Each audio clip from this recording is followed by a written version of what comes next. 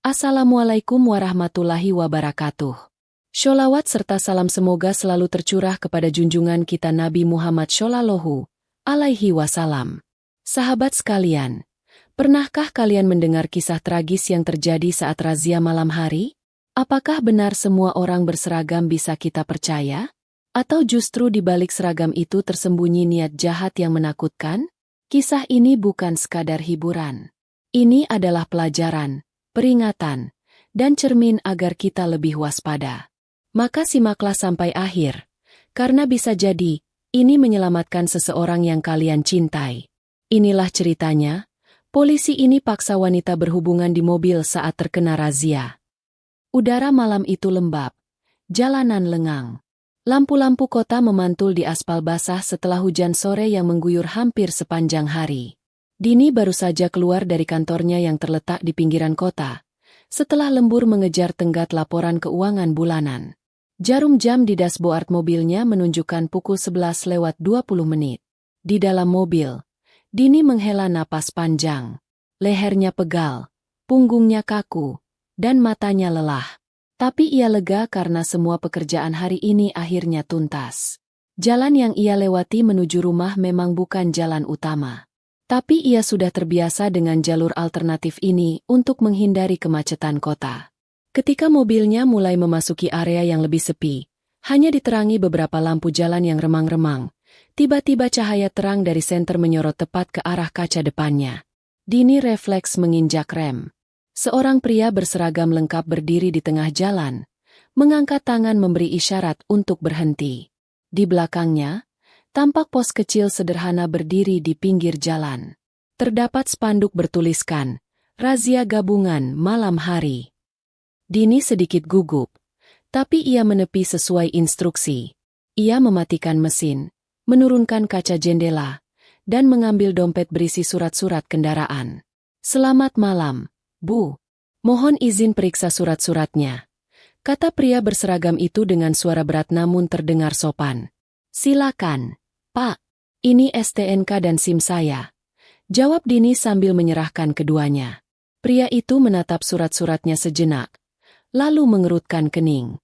"Bu, SIM ini sudah kedaluarsa. Ibu tahu tidak?" Dini terkejut.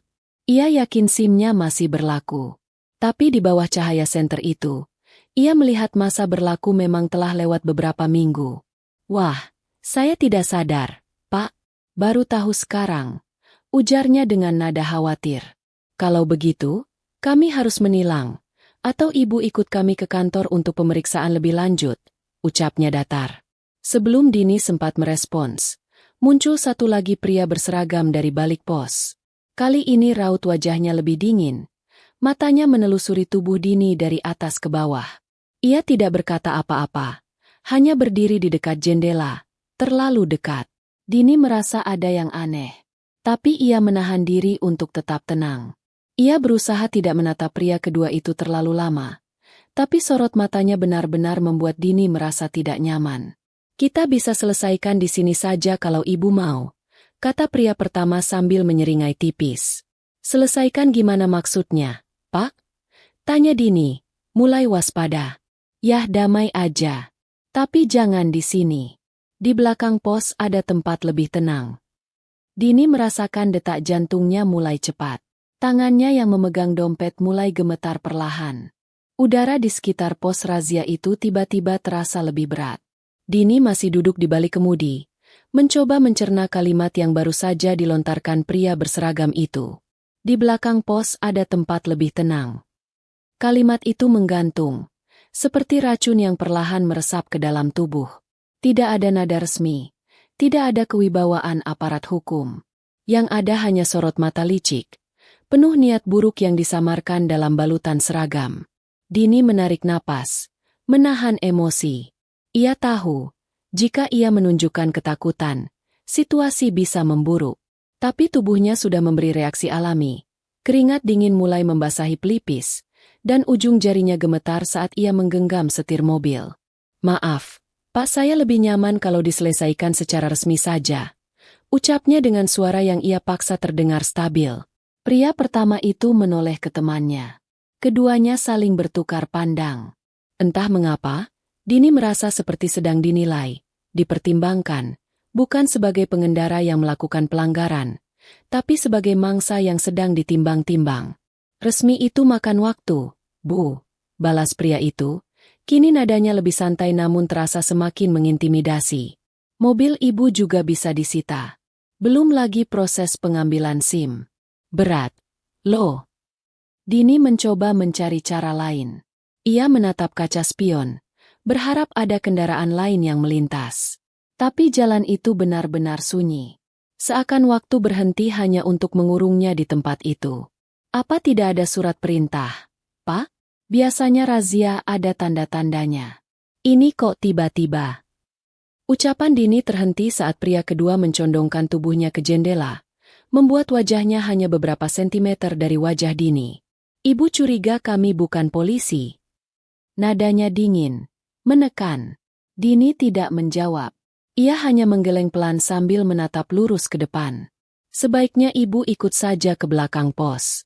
Cuma sebentar, kok. Kita omongin baik-baik. Detik berikutnya, pintu mobil Dini ditarik dari luar. Tidak dikunci. Pria itu membukanya setengah. Keluar, Bu. Jangan bikin kami repot. Dini menoleh cepat. Pandangannya bertemu dengan sorot mata tajam. Nyaris penuh ancaman. Maaf, saya tidak bisa. Saya tunggu surat tilangnya saja. Jawab Dini. Kini nadanya tegas meski tubuhnya semakin lemas. Pria pertama menghela napas keras, lalu menunduk sebentar. Saat ia berdiri lagi, sikapnya berubah. Tidak ada lagi nada basa-basi. Oke, kalau gitu kami bawa aja sekalian. Turun dari mobil, sekarang juga. Tiba-tiba pintu terbuka lebar. Pria kedua menarik lengan Dini. Kasar. Ia setengah menyeret tubuh Dini keluar dari mobil. Jangan sentuh saya. Teriak Dini spontan, tubuhnya melawan, berusaha mendorong pria itu. Tapi kekuatan fisiknya tak sebanding. Lengan itu mencengkeram kuat. Dini mencoba menendang, namun pria itu sudah memutar tubuhnya ke arah belakang pos, membawanya melintasi sisi bangunan kecil dengan penerangan minim. Pos itu ternyata bukan bangunan permanen. Hanya semacam bilik portabel dari triplek yang disangga besi ringan. Di baliknya, ada ruang sempit berdinding kain terpal gelap, seperti tenda darurat. Bau keringat dan tanah basah menyambut Dini saat langkah mereka sampai di sana. Diam aja, atau makin susah buat kamu, desis pria itu, mendorong tubuh Dini ke dinding tenda. Jangan, tolong. Teriak Dini lagi, lebih keras, tapi tak ada yang menjawab. Suaranya seperti ditelan malam. Pria itu mulai menarik resleting jaketnya. Pria pertama berjaga di luar. Sesekali menoleh. Dini panik. Matanya liar mencari apapun yang bisa digunakan untuk melawan. Ia melihat sebatang besi penyangga di dekat kaki kanannya. Dengan sekuat tenaga, ia menendang lutut pria itu. Cukup keras untuk membuatnya goyah sejenak. Lalu dengan cepat ia raih besi itu dan menghantamkannya ke pundak pria itu. ARGH! Teriaknya. Dini berlari keluar dari bilik, tetapi belum sempat jauh. Pria pertama sudah menghadangnya. Sialan! Hardik pria itu, lalu menarik kembali tubuh Dini ke arah lain. Tapi kali ini, dari arah jalan, terdengar suara mobil mendekat. Lampu sorot menembus kabut malam. Dini yang tengah didorong mundur menoleh ke arah datangnya cahaya. Ia tidak tahu mobil siapa itu. Tapi ia berteriak sekuat tenaga. Tolong! Tolong saya! Suaranya melengking, pecah, putus asa. Mobil itu melambat. Lampunya kini menyinari pos, membuat kedua pria itu terkejut. Salah satunya menoleh cepat ke arah kendaraan yang kini berhenti hanya beberapa meter dari mereka. Dari dalam mobil, turun seorang pria dengan seragam yang berbeda. Bukan hanya berbeda, lebih rapi, lebih tegas. Dan di dada kirinya ada lencana yang terlihat resmi di bawah cahaya. Apa yang terjadi di sini? Tanyanya lantang. Dini langsung berlari ke arah pria itu. Terisak, tak mampu lagi berkata-kata. Sang pria, ternyata seorang anggota polisi asli yang sedang patroli malam, menyadari situasi janggal itu. Kalian siapa? Mana surat tugas kalian? Tanyanya sambil mencabut HT dari pinggangnya dan menghubungi rekan di pos utama. Kedua pria yang tadi menggertak Dini kini mulai panik. Satu di antaranya mencoba kabur ke arah semak. Tapi dari arah belakang mobil patroli, muncul lagi satu anggota, perempuan, yang segera menghadangnya. Dengan cepat, keduanya dibekuk. Ternyata mereka bukan polisi. Seragam yang mereka kenakan adalah hasil tiruan. Hasil penyelidikan kemudian menunjukkan bahwa pos razia itu pun palsu, dibangun khusus untuk menjebak korban-korban wanita di malam hari. Dini terduduk di tanah, tubuhnya gemetar. Polisi wanita itu memeluknya perlahan, memberi jaket untuk menutupi tubuhnya yang setengah basah oleh keringat dan tanah. Mbak aman sekarang. Mereka sudah tertangkap. Ucap sang petugas dengan lembut. Langit malam tetap gelap.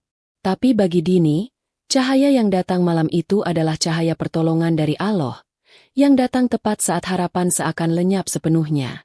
Mobil patroli polisi yang mengintervensi malam itu kini diparkir di tepi jalan. Lampu rotatornya masih menyala perlahan, berputar lambat memantulkan cahaya merah dan biru ke dinding pos palsu yang kini telah digeledah. Dini duduk di bangku belakang, bersandar pada jendela, tubuhnya masih gemetar. Jaket yang dipinjamkan petugas wanita itu tak cukup menahan dingin yang menusuk dari dalam dadanya. Minum dulu, Mbak, ujar sang polisi wanita sambil menyodorkan botol air mineral. Dini menerimanya, tapi tidak langsung diminum. Jemarinya masih terlalu kaku untuk membuka tutupnya. Matanya menatap kosong keluar jendela. Sisa-sisa kejadian tadi terus berputar di kepalanya seperti rekaman buruk yang tak bisa dihentikan. Bau tubuh pelaku, sentuhan kasar itu, suara ancaman, semuanya membuat kepalanya pening dan perutnya mual. Sementara itu, di luar mobil, petugas pria yang menyelamatkannya tengah berbicara dengan petugas dari Polres yang datang menindaklanjuti laporan HT. Mereka memeriksa kartu identitas kedua pelaku, yang kini diborgol dan duduk bersimpuh di tanah, tak lagi berani menatap siapapun.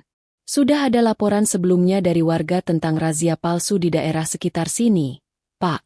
Tapi ini pertama kalinya kami tangkap pelakunya langsung di tempat, ujar salah satu petugas Polres. Polisi yang menyelamatkan Dini menoleh ke arah mobil. Wajahnya tegas, tapi matanya menyimpan rasa iba. Ia berjalan pelan mendekati mobil patroli dan mengetuk kaca. Dini menoleh perlahan. Kalau Mbak sudah tenang, boleh saya minta keterangan sedikit? Kami perlu catat kronologinya untuk laporan resmi. Dini mengangguk pelan.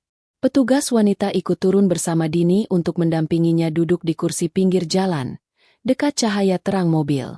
Suara malam terasa hening, seperti enggan mencampuri pembicaraan mereka. Dengan suara terbata dan mata yang masih berlinang, Dini menceritakan dari awal. Mulai dari ia dihentikan, diperiksa, hingga upaya pemaksaan yang terjadi. Polisi pria itu hanya menulis dan sesekali mengangguk, tanpa menyela. Saat Dini sampai pada bagian ia berteriak meminta tolong, suaranya tercekat. Ia menunduk, tak sanggup melanjutkan. Tangisnya pecah lagi, kali ini lebih dalam, seperti luapan rasa tertekan yang ditahan terlalu lama. Polisi wanita itu memeluk bahunya, membiarkannya menangis sepuasnya. Tidak apa-apa, Mbak. Sekarang Mbak sudah aman. Allah masih jaga Mbak. Percayalah. Ucapan itu membuat Dini semakin terseduh. Bukan hanya karena lega, tapi karena rasa takut yang baru sekarang ia sadari sepenuhnya. Ia bisa saja tidak selamat malam itu.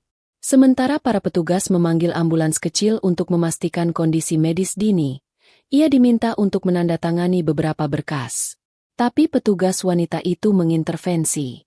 Nanti saja, kalau dia sudah pulih, kita antar dia pulang dulu. Dini mengangguk lagi. Ia merasa tidak ingin mengingat apapun malam ini. Hanya ingin pulang. Tapi ia tahu, malam ini akan terus menghantuinya. Entah sampai kapan. Saat ambulans datang, ia dibawa untuk diperiksa singkat oleh tim medis. Tak ada luka serius, tapi tekanan psikisnya tinggi. Petugas menyarankan ia didampingi kerabat atau orang terdekat malam ini. Namun Dini hanya bisa menjawab lirih. Saya tinggal sendirian. Petugas wanita itu tampak terkejut. Ia melirik rekannya sejenak, lalu berkata, "Kalau begitu, saya temani, sampai Mbak benar-benar merasa aman." Langit masih gelap, tapi di mata Dini, kehadiran dua petugas ini seperti lentera kecil yang menuntunnya pulang dari malam paling gelap dalam hidupnya. Mobil dinas polisi itu melaju perlahan di jalan yang kini kembali sunyi.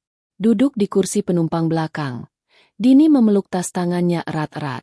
Di sampingnya, polisi wanita yang tadi menenangkannya kini duduk sambil sesekali melirik ke arahnya dengan perhatian.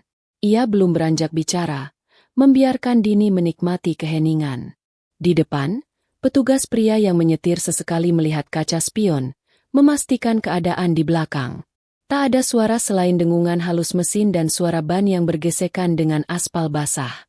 Sesampainya di depan rumah kontrakan Dini, sebuah bangunan sederhana di kompleks perumahan yang lengang, mobil berhenti perlahan. Lampu sorot menyingkap halaman kecil yang tak terurus, dengan rumput liar tumbuh di pojok pagar. "Ini rumah Mbak Dini?" tanya sang polisi wanita dengan nada hati-hati. Dini mengangguk pelan. "Iya." Mereka bertiga turun. Dini mengambil kunci dari dalam tas. Tangannya masih gemetar saat membuka pintu. Saat masuk ke dalam, aroma familiar menyambutnya. Bau kayu tua, tumpukan buku di rak kecil dekat sofa, dan aroma melati dari diffuser yang sudah lama mati. Namun malam ini, aroma itu tak lagi menenangkan. Rumah yang biasa jadi tempat pulang kini justru terasa asing. Seolah-olah kejadian tadi telah mencemari setiap sudutnya. "Kalau Mbak tidak keberatan, saya temani dulu di dalam ya?" tanya sang polisi wanita dengan lembut. Dini hanya menjawab dengan anggukan kecil. Ia tidak ingin sendiri. Di dalam, Dini duduk di sofa, memandangi lantai. Petugas wanita itu duduk tak jauh darinya. "Nama saya Rini, Mbak. Saya ikut tim patroli sejak 2 tahun lalu. Saya juga pernah alami kejadian yang mirip, bukan sebagai korban langsung, tapi waktu saya datang telat korban gak seberuntung Mbak." Dini menoleh. Ada kesedihan di mata wanita itu. Ia tak bertanya lebih jauh, tapi perasaan mereka terhubung. Sama-sama perempuan, sama-sama mengerti betapa mengerikannya kehilangan kendali di situasi seperti itu. Kenapa mereka bisa senekat itu? Ya, pakai seragam segala. Ucap Dini, hampir seperti bicara pada dirinya sendiri. Mereka pelajari celah. Tahu kapan jalanan sepi. Tahu wanita rentan kalau sendirian. Dan sayangnya, seragam bisa jadi alat paling berbahaya kalau jatuh ke tangan yang salah, jawab Rini. Dini menunduk lagi. Tiba-tiba ia merasa marah. Bukan hanya pada pelaku, tapi pada ketakutan yang kini melekat dalam dirinya. Ia merasa tercabik, bukan secara fisik, tapi rasa aman yang dulu ia miliki, kini lenyap. "Aku bahkan takut keluar rumah besok," bisiknya. Rini menatapnya dengan serius. "Wajar. Tapi jangan biarkan ketakutan itu menguasai Mbak. Mbak sudah berani tadi. Mbak bisa teriak, bisa lawan, bisa lari. Itu bukan hal kecil. Itu luar biasa." Dini mengangkat wajah. Untuk pertama kalinya malam itu, ia menangis tanpa terisak. Air mata itu mengalir pelan, diam, namun dalam. Seolah tubuhnya tak lagi melawan, hanya membiarkan luka itu keluar sedikit demi sedikit. Rini berdiri lalu berjalan ke dapur, menuang air hangat ke gelas. Ia menemani Dini minum, lalu menawarkannya beristirahat. "Saya bisa tidur di sini kalau Mbak belum tenang," ujarnya. Dini ingin menolak, tapi tubuhnya lelah. Lebih dari lelah, ia hancur. Maka ia hanya menjawab lirih, "Boleh, jangan tinggalin saya malam ini." Rini mengangguk. Ia mematikan lampu ruang tamu, menyisakan lampu kecil di pojok ruangan. Ia duduk di karpet, bersandar di tembok, berjaga. Dini berbaring di sofa, membenamkan wajah ke bantal. Dan untuk pertama kalinya malam itu, meski tidak sepenuhnya pulih, Dini merasa tidak sendirian. Keesokan paginya, cahaya matahari menerobos masuk lewat celah gorden jendela ruang tamu. Dini masih tertidur di sofa, meskipun gelisah. Sesekali tubuhnya menggeliat kecil, menandakan mimpi buruk belum sepenuhnya lepas dari pikirannya. Di sisi ruangan, Rini, sang polisi wanita yang berjaga semalam, masih duduk bersandar di tembok. Matanya terbuka setengah. Tak sepenuhnya tidur, tapi cukup untuk bertahan melewati malam yang panjang. Ketika aroma kopi mulai menyeruak dari dapur, Dini perlahan membuka mata. Ia mendapati meja kecil di depannya kini telah berisi 2 cangkir kopi hangat dan sebungkus roti tawar. Rini menyapa dengan senyum kecil. "Selamat pagi, Mbak. Maaf ya, saya tadi numpang bikin kopi. Gak enak kalau rumah segini sepi." Dini duduk perlahan. Matanya masih berat, tapi jauh lebih tenang daripada malam sebelumnya. "Terima kasih ya, Mbak Rini. Kalau kamu gak datang malam itu, aku gak tahu sekarang aku gimana." Rini tidak menjawab. Ia hanya mengangguk pelan sambil menyeruput kopinya.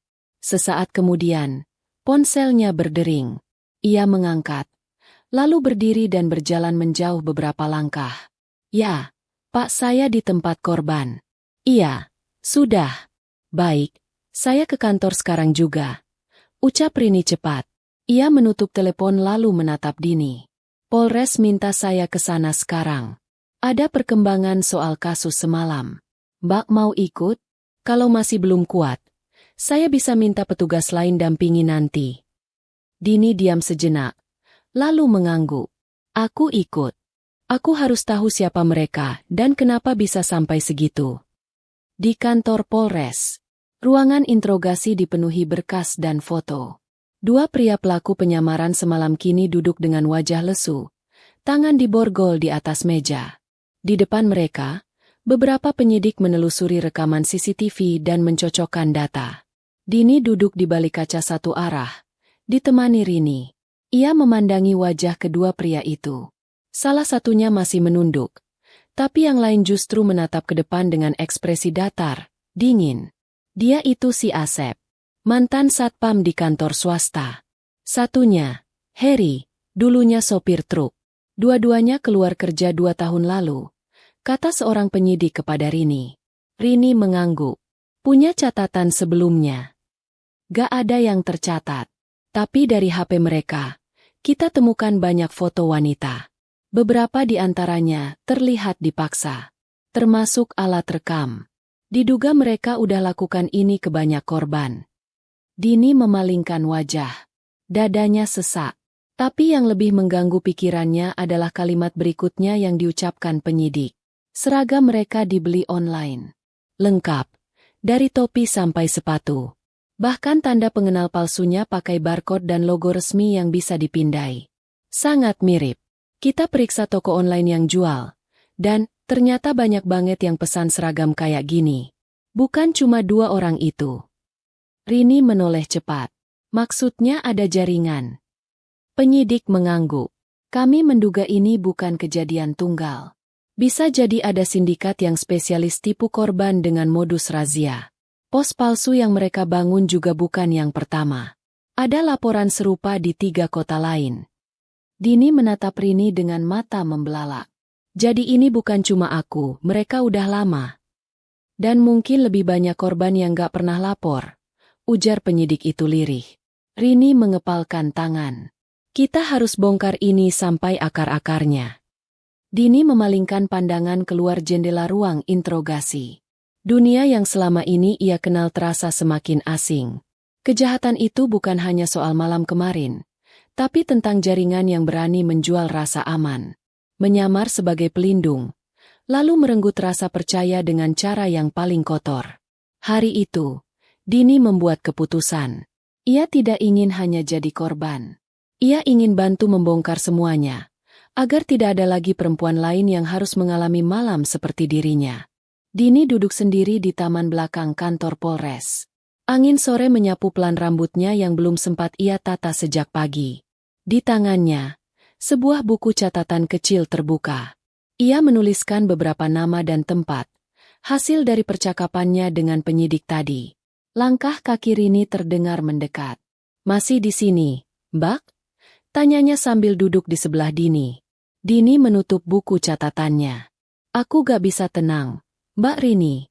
Setelah tahu mereka mungkin bukan satu-satunya, rasanya kayak aku harus ngelakuin sesuatu. Rini mengangguk, menatap langit yang mulai berwarna jingga. Pihak Polres memang lagi kumpulin data dari laporan-laporan lama yang sempat diabaikan. Tapi kalau kamu merasa kuat, kita bisa bantu dari sisi korban. Kita cari pola, jam, lokasi, jenis korban semua bisa jadi petunjuk. Dini berpikir sejenak, lalu berkata, kalau kamu percaya, aku mau bantu. Aku mau semua ini selesai. Aku gak mau ada perempuan lain yang ketemu. Razia, kayak gitu. 2 hari kemudian, Dini dan Rini ikut dalam sesi khusus yang diadakan secara tertutup. Beberapa penyintas lain, wanita dari berbagai latar belakang, duduk dalam satu ruangan dengan penyidik dan psikolog kepolisian. Mereka tak saling kenal, tapi trauma yang mereka bawa seperti lem tak terlihat yang menyatukan mereka dalam diam. Saya waktu itu lagi bawa anak. Mereka minta turun, periksa STNK. Saya pikir itu resmi. Tapi tiba-tiba saya ditarik ke tenda kecil dan wanita itu berhenti bicara, menutup wajahnya dengan kedua tangan. Tangisan lirih terdengar dari sudut ruangan. Satu persatu mereka bercerita. Dan dari cerita-cerita itu, muncullah pola. Semua kejadian terjadi antara pukul 22 sampai pukul 2 dini hari, di jalur yang sepi dan minim penerangan. Mereka menggunakan lampu rotator ilegal, seragam palsu, dan selalu menyasar perempuan sendirian atau yang tampak lemah. Ada satu cerita yang membuat Dini bergidik. Seorang perempuan bernama Lela mengaku dibuntuti selama 3 hari sebelum kejadian. Bahkan sempat difoto diam-diam saat sedang isi bensin. Saya merasa kayak dikuntit. Tapi gak sadar kalau itu persiapan buat razia palsu mereka, ucapnya. Dini menatap Rini. Ini sudah sistematis. Mbak, mereka bukan cuma nyamar. Mereka bikin skema. Rini berdiri dan langsung menghubungi atasannya. Tak lama, sebuah tim investigasi khusus dibentuk. Dini, meskipun bukan bagian resmi kepolisian, diberi akses terbatas untuk membantu dari sisi korban dan pengumpulan informasi lapangan. Malam itu, Dini memutuskan menyusuri jalan tempat kejadian malam itu terjadi. Kali ini bersama Rini dan 2 anggota unit reserse. Mereka membawa kamera tersembunyi, senter UV untuk cek jejak, dan catatan posisi-posisi yang mungkin digunakan pelaku untuk membangun pos palsu. Ini dia. Lihat garis bekas ban? Masih ada jejak segar. Padahal lokasi ini harusnya sepi 2 malam terakhir, ucap salah satu petugas. Rini memeriksa sekeliling, lalu menyenter semak-semak di sisi jalan. Mereka menemukan tali tenda, bekas puntung rokok, dan yang paling mengejutkan, sebuah potongan kecil dari seragam, lengkap dengan lambang korps. Berarti mereka masih aktif. Mungkin pindah lokasi. Gumam Dini, menelan ludah. Saat itulah salah satu petugas memanggil mereka. Bu Rini, ini, ada kamera kecil di pohon. Masih aktif. Lensa tersembunyi. Semua menoleh. Kamera itu ditaruh di dalam celah pohon, mengarah ke jalan raya. Ini bukan modus lama. Ini real-time surveillance. Berarti mereka pantau siapa yang lewat, bisik Rini. Dan yang paling mengejutkan, saat kamera dibuka dan diperiksa memori internalnya, ditemukan rekaman mobil-mobil yang lewat, termasuk mobil Dini, 2 hari sebelum kejadian. Dini terdiam. Tubuhnya gemetar. Mereka sudah targetin aku dari sebelum malam itu. Malam itu, Polres mengerahkan satuan gabungan berpakaian preman untuk menggelar pengintaian di jalur sepi yang sudah dipetakan sebelumnya. Dini duduk di dalam mobil bersama Rini. Kali ini dengan rompi anti peluru tersembunyi di balik jaket. Di belakang, satu tim polisi lengkap bersiaga, memantau dari titik tak jauh. Masih yakin ikut? Tanya Rini lirih. Dini mengangguk. Aku harus lihat mereka jatuh. Aku harus pastikan mereka gak bisa nyakitin perempuan lain lagi. Sesuai informasi terakhir dari pengamatan kamera yang ditemukan, kelompok penyamar itu rutin melakukan razia palsu 3 malam sekali. Dan malam ini, tepat 3 hari setelah Dini ditemukan. Pukul 23.47. Dari kejauhan, Tampak cahaya rotator merah biru menyala di tikungan jalan. Sama seperti sebelumnya, mereka membangun pos kecil dari terpal dan 2 kursi lipat. Satu pria berseragam berdiri di tengah jalan dengan lampu senter, mengarahkan kendaraan untuk menepi. Rini merapatkan genggaman tangannya. Itu mereka. Mulai skenario, ucapnya melalui alat komunikasi kecil di kerah. Mobil Dini perlahan melaju, mengikuti jalur seperti dulu. Ia menggenggam setir erat. Di depan, pria itu mengangkat tangan, memberi isyarat berhenti. Hentikan kendaraan, tolong tunjukkan STNK dan SIM. Suara pria itu datar tapi penuh perintah. Dini berpura-pura gugup, seperti dulu, membuka laci dashboard dan dengan sengaja menjatuhkan surat-surat ke lantai. Sementara itu, Rini dan tim di mobil belakang bergerak diam-diam, menyebar dari sisi jalan dengan senjata api dan senter UV siap menyala. Tiba-tiba, dari sisi kiri pos, muncul pria kedua, sama seperti sebelumnya, membuka pintu penumpang dan bersiap menarik Dini keluar. Namun sebelum tangannya menyentuh, suara keras membelah udara. Tangan di atas. Anda ditangkap. Lampu sorot menyala serentak. Polisi dari berbagai arah mengepung pos kecil itu. Kedua pria berseragam palsu itu panik. Yang satu berusaha kabur ke arah semak, tapi langsung dihentikan oleh anjing pelacak. Yang satu lagi menunduk dengan gemetar. Tangan diangkat tinggi-tinggi. Dini mundur dari mobil, terisak, melihat wajah mereka dalam cahaya terang. Bukan karena takut, tapi karena lega. Mereka tertangkap. Beberapa jam kemudian, di kantor Polres, para pelaku diinterogasi selama berjam-jam. Ditemukan barang bukti berupa uang tunai dari hasil pemerasan, seragam palsu lebih dari 5 set, kamera tersembunyi, bahkan data pribadi beberapa calon korban lainnya. Yang mengejutkan, mereka bukan hanya 2 orang. Dari hasil pemeriksaan, diketahui bahwa mereka adalah bagian dari jaringan lebih besar yang menjual data lokasi perempuan dari aplikasi pinjaman online ilegal, lalu memantau aktivitas mereka lewat media sosial.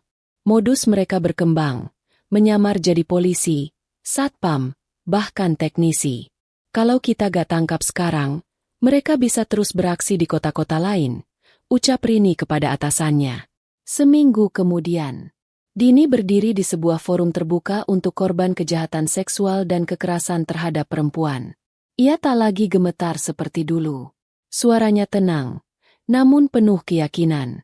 Saya berdiri di sini bukan sebagai penyintas yang kuat, tapi sebagai perempuan yang menolak jadi korban selamanya.